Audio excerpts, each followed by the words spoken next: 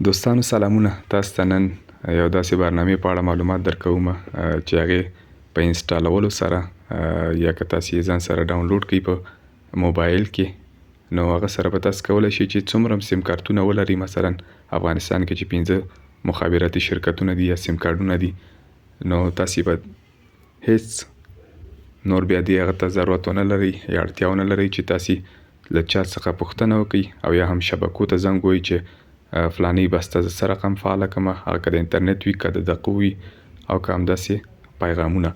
نو نور هم همداسې سرویسز پکې شته، سهولتونه. نو تاسو به په پلی سټور کې دغه برنامه سرچ کړئ، افغان موبایل سرویسز. نو انسټال به کړئ ځان سره. زه په اوپن باندې کلیک کوم. کله چې په لومړي ځل باندې تاسو دغه برنامه خلاصه کړئ، نو دلته تاسو لیدلی شئ اتصالات، افغان وایرلس یعنی افغان وی سیم، MTN اریبا، روشن، سلام او همداسې نور. شپږم اپشن به د سهولتونو اپریټر سرویسز دي. نو فعلا به زه په اتصالات باندې کلیک کوم. کله چې کلیک کوم دلته ګوره تاسو لیدلی شئ انټرنیټ، وایس کال، میسج، مکمل جوش او ازادي. نو ټول هر ډول بستي چې دي هغه که د انټرنیټ وي، همداسې که د غږیزې بستي وي او نور پیغامونه، او دا ټولې تاسو ترلاسه کولی شئ. نو هغه لپاره زه به تاسو ته یو څو مثالونه وښیم. انټرنیټ باندې زه کلیک کوم. نو دلته کله چې کلیک کوئ دغه بره تاسو منتلی یعنی دغه ځای نه تاسو پیکیج انتخابولی شئ چې د څومره وخت والا یا څه ډول بستې تاسو فعالول غواړئ، میاشتنۍ، اونیزې، ورځنۍ، 90 ورځو، شپنۍ، همداسې د یوټیوب دپاره. او دې ترڅنګ دغه ځایونه تاسو مثلا منتلی کې میاشتنۍ انټرنیټي بندل کڅوړي چې دي دلته 20 GB پورې شته دي.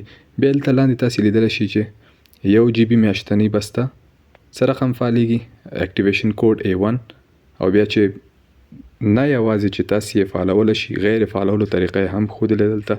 نو 1 GB انټرنیټ 250 افغانۍ. نو که فعالول هم غوښتل نو دلته پوره طریقه ښودلې ده چې ټو اکټیو تاسو به یو پیغام کې ولیکئ او 3.8 ته به واستئ. دې ترڅنګ وایس کال دي، غږیزې بستې هغه هم تاسو لیدلی شئ. نو دې نه وروسته به زه راشم افغان وایرلس هغه ته. افغان وایرلس کې تاسو لیدلی شئ دې کې هم مختلفه بستې دي د انټرنیټي.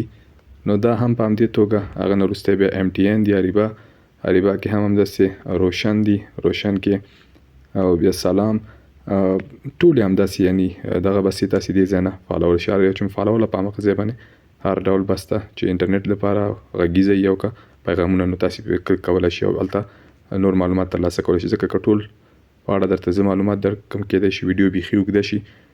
نو هغه نه وروسته په پای کې اپریټر سرویسز. اپریټر سرویسز کې سهولتونه دي، مثلا چې څه رقم تاسو کولی شئ چې زه هغه وکړئ، مثلا بیلنس معلوم کړئ. اوس دغه بره دلته دغه ځای نه تاسو سیم به اول انتخاب کړئ دغه ځای نه. نو هغه نه وروسته بیا چې هر سیم مو انتخاب کړل ته لاندې ټول په اړه درته معلومات هغه کوي چې یعنی پیسې څه رقم معلومولی شئ. تاسو یې ګوره کریډټ یې لیکلی دی، ستوری 1 2 3 زینه، دا د اتصالات دپاره دی. انټرنیټ یې څه رقم معلومولی شئ، یعنی MBN چې کومې پاتې ستاسو په کوم انټرنیټ مو فعال کړی، پیکیج د انټرنیټ بسته مو فعاله کړې وي، هغه څه رقم معلومولی شئ. ګورئ لیکلي دي سینډ 505 505 به په پیغام کې ولیکئ او 666 ته به واستئ.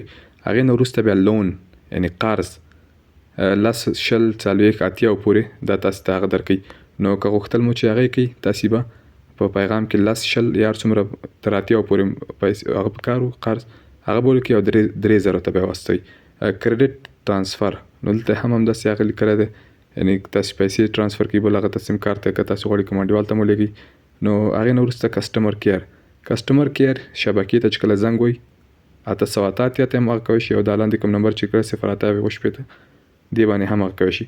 هغې نه وروسته بعضې کله چې سیم تاسو په موبایل کې اچوئ یا نوی موبایل یې ریسټور کړی مو بیرته هغه کوئ.